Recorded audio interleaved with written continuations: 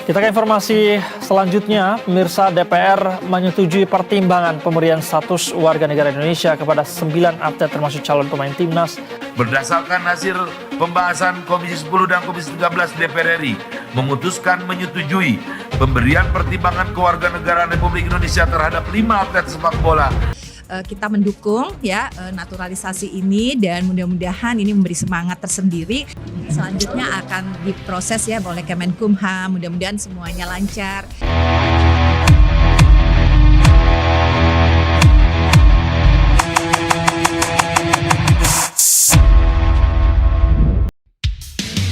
Mantan pelatih Timnas Indonesia, Sinteyong menyambut baik kedatangan John Hartman sebagai pelatih baru tim Garuda dan percaya di bawah kendali pelatih yang mengantarkan Kanada ke Piala Dunia 2022 itu, Indonesia akan menuai hasil positif.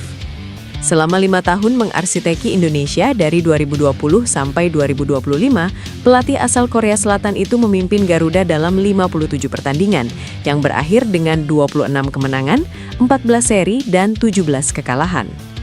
Prestasinya bersama Indonesia adalah mencetak sejarah pertama kali lolos ke 16 besar Piala Asia 2023 dan putaran ketiga kualifikasi Piala Dunia 2026 yang berdampak pada kekelolosan otomatis tim Garuda dalam Piala Asia 2027. Tak hanya mencetak sejarah bersama tim senior, dia juga mengantarkan timnas U23 Indonesia membuat sejarah dalam Piala Asia U23 2024. Garuda muda asuhannya kala itu menembus semifinal dan hampir lolos ke Olimpiade 2024. Timnas Indonesia lalu ditangani Patrick Kluivert yang memimpin 4 pertandingan putaran ketiga dan mencatat 2 kemenangan untuk melaju ke putaran keempat. Pada babak ini, Indonesia dikalahkan Arab Saudi dan Irak yang membuat gagal bermain dalam Piala Dunia 2026. Sin percaya Indonesia akan melaju ke Piala Dunia 2030 apabila Hartman dapat membangun struktur yang bagus di dalam tim. Satu lagi nama muda mencuat di bursa naturalisasi sepak bola Indonesia. Luke Vickery, penyerang 20 tahun milik MacArthur FC, mengonfirmasi kelayakannya membela tim nasional Indonesia lewat garis keturunan nenek. Lebih dari sekedar wacana, Vickery bahkan telah membuka komunikasi dengan pelatih kepala timnas, John Hartman. Di level klub, Vickery dikenal sebagai penyerang muda dengan mobilitas tinggi, agresif menekan, dan berani mengambil ruang di kotak penalti. Pengalamannya di A-League bersama MacArthur FC membentuk mental kompetitif, sebuah bekal penting untuk transisi ke sepak bola internasional Asia Tenggara yang keras dan cepat. Meski usianya masih 20 tahun, statusnya sebagai ex-pemain tim junior Australia memberi sinyal kualitas dasar yang teruji. Ini bukan talenta mentah tanpa jam terbang. Kelayakan Vickery lewat Danek membuka jalur administratif yang sah, namun lebih krusial adalah momentum. Hartman dikenal piawai mengelola pemain diaspora, menggabungkan identitas, komitmen, dan kebutuhan taktik. Diskusi awal antara keduanya menandakan proses yang tidak serampangan. Di sisi lain, keputusan ini juga bukan perkara sederhana bagi sang pemain. Australia tetap opsi realistis, terutama jika performanya terus menanjak. Bagi Indonesia, ini peluang strategis. Bagi Vickery, ini persimpangan karier yang akan menentukan identitas sepak bolanya. Satu yang pasti, nama Luke Vickery layak masuk daftar pantauan. Perkembangannya dalam beberapa bulan ke depan bisa mengubah peta lini serang timnas Indonesia. Dean Zandenberg menyatakan ketertarikannya untuk membela timnas Indonesia. Pemain yang berposisi sebagai penyerang tersebut telah mengikuti perkembangan para pemain keturunan yang sudah bermain untuk timnas Indonesia. Bagi seorang Dean, akan sangat menyenangkan jika dia bisa membela timnas Indonesia. Tentang peluang membela timnas Indonesia, Dean mengatakan bahwa PSSI sempat menghubunginya. Penyerang 23 tahun tersebut masih perlu melengkapi dokumen jika nantinya dia akan melakukan proses naturalisasi. Mencari pemain yang berposisi sebagai penyerang murni sangat dibutuhkan timnas Indonesia, dan Dean siap untuk mengisi posisi tersebut. Sebagai seorang striker, Dean mengatakan bahwa dia bagus dalam duel udara karena memiliki tinggi 188 cm. Kecepatan juga menjadi salah satu kelebihan dari dirinya sebagai seorang ujung tombak. Penyerang yang memiliki darah Indonesia dari sang ibu tersebut merupakan striker yang sangat eksplosif dan memiliki visi bermain. Dean juga sadar bahwa dia sangat berbahaya ketika berada di depan gawang lawan. Selain bermain sebagai seorang striker, Dean sebenarnya bisa bermain di posisi winger atau sayap. Namun jika dimainkan sebagai winger, dia lebih senang berada di posisi kiri karena dia bisa masuk ke kotak penalti dan mengancam pertahanan lawan. Dean juga mengatakan bahwa dia pernah ke Indonesia dan merasa seperti pulang ke rumah sendiri.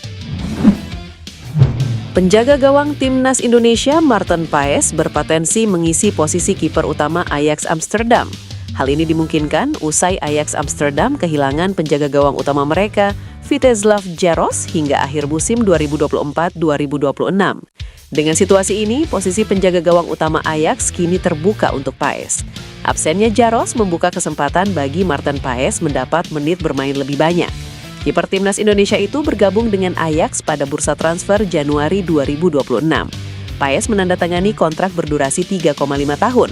Artinya, ia akan memperkuat klub asal Amsterdam tersebut hingga 2029. Sejak resmi bergabung, Paes belum tampil dalam pertandingan resmi Ajax. Kini, peluang untuk tampil sebagai kiper utama semakin besar seiring cederanya Jaros. Kiper 27 tahun itu kembali ke Belanda setelah 4 tahun berkarir di Amerika Serikat bersama FC Dallas. Bagi Paes, bergabung dengan Ajax merupakan impian sejak kecil. Ia mengaku sudah lama mengidolakan klub berjuluk The Golden Zone tersebut.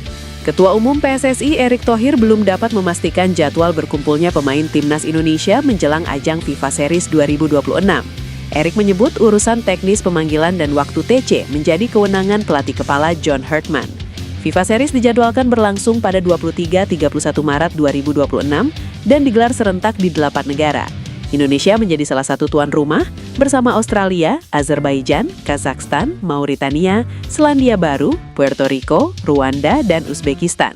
Berdasarkan rilis resmi FIFA, Indonesia tergabung satu grup bersama Bulgaria, Kepulauan Solomon, dan Saint Kitts and Nevis. Pada laga perdana, skuad Garuda akan menghadapi Saint Kitts and Nevis di SUGBK Senayan, Jakarta. Turnamen ini juga menjadi panggung debut John Herdman bersama timnas Indonesia. Mantan pelatih timnas nasional Kanada tersebut ditunjuk menggantikan Patrick Kluivert yang meninggalkan kursi pelatih kepala pada awal tahun ini. Hingga kini, publik masih menantikan kepastian daftar pemain serta jadwal pemusatan latihan yang akan menjadi fondasi persiapan Garuda menghadapi FIFA Series edisi perdana tersebut. Pemain keturunan Pascal Struijk akan langsung mencetak sejarah andai dirinya mau bergabung dan membela timnas Indonesia. Pascal Struijk merupakan pemain keturunan Grade A yang malang melintang di Inggris bersama Leeds United. Sejak pemain 25 tahun itu diketahui memiliki darah keturunan, banyak yang meminta agar PSSI membujuknya untuk membela timnas Indonesia. Pasalnya, Struijk punya pengalaman bermain di level tertinggi. Selain membela Leeds United, ia juga pernah menimba ilmu di Ajax Amsterdam. Bersama Leeds, Struijk mampu mencatatkan 159 penampilan di berbagai ajang dan berhasil mencetak 14 gol serta 1 assist. Tak hanya jadi andalan, pemain kelahiran Belgia ini juga beberapa kali dipercaya sebagai kapten tim berjuluk The Peacocks tersebut. Struijk sudah dipercaya sebagai kapten Leeds sejak musim 2023-2024. Bahkan di musim 2024-2025, ia kerap dipercaya memimpin rekan-rekannya di Championship. Karena kiprahnya itu, tak mengherankan jika banyak yang berharap agar Struijk mau dinaturalisasi dan membela timnas Indonesia.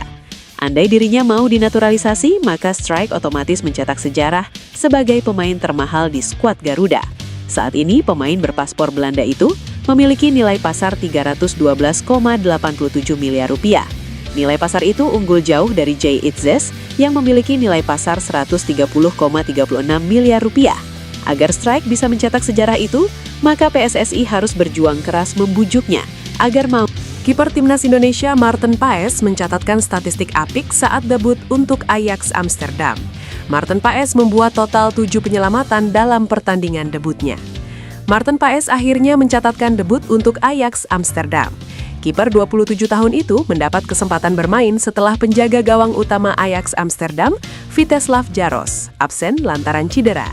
Ia mencatatkan debutnya saat Ajax Amsterdam berhadapan dengan NEC Meijemen dalam lanjutan Liga Belanda 2025-2026. Laga tersebut digelar di Johan Cruyff Arena, Amsterdam, Belanda pada Minggu dini hari WIB. Walau gagal mencatatkan clean sheet, debut Maarten Paes untuk Ajax Amsterdam layak dipuji. Kiper timnas Indonesia itu mencatatkan statistik apik sepanjang laga. Melansir SoftScore, Maarten Paes membuat 7 penyelamatan krusial. Selain itu, ia juga berkontribusi dalam 12 recoveries pertahanan Ajax Amsterdam. Perihal umpan panjang atau pendek kepada rekannya, Maarten Paes tak menemukan masalah.